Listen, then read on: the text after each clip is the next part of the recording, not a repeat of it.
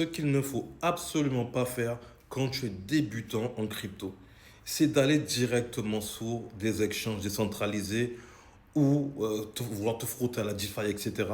Là, tu vas te mettre dans un sacré bourbier. Je vais dire vraiment les termes, un sacré bourbier. Si tu n'as pas un mentor, si tu n'es pas formé pour ce genre de choses, tu vas te faire bouffer. Enfin, il y a des grandes chances que tu fasses bouffer.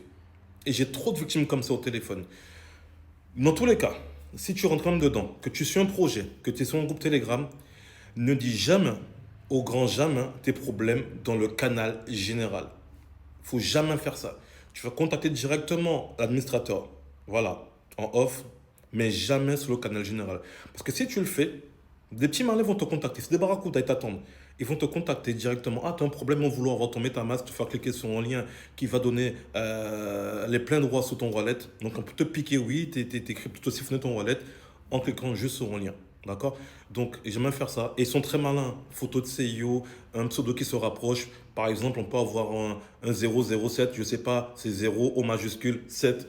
C'est déjà arrivé à plein de personnes, je peux te dire. Donc, faut pas se sentir plus malin que les autres. Autre chose, ne parle jamais à personne sur Telegram. Quelqu'un te contacte, tu ne le connais pas, tu ne parles pas. Ne cherche même pas à savoir parce qu'ils vont t'embobiner. Et ils sont très, très, très patients. Alors aujourd'hui, on a deepfake, on a l'IA, etc. Ça va être une catastrophe. Beaucoup vont perdre leur argent. Donc évite ce genre de choses. Donc c'était le premier truc, mais rentre pas dans la DeFi parce que franchement, si t'es pas formé, t'as pas un mentor, c'est pas la peine. D'accord. Attends vraiment, reste sur du centralisé tranquillement.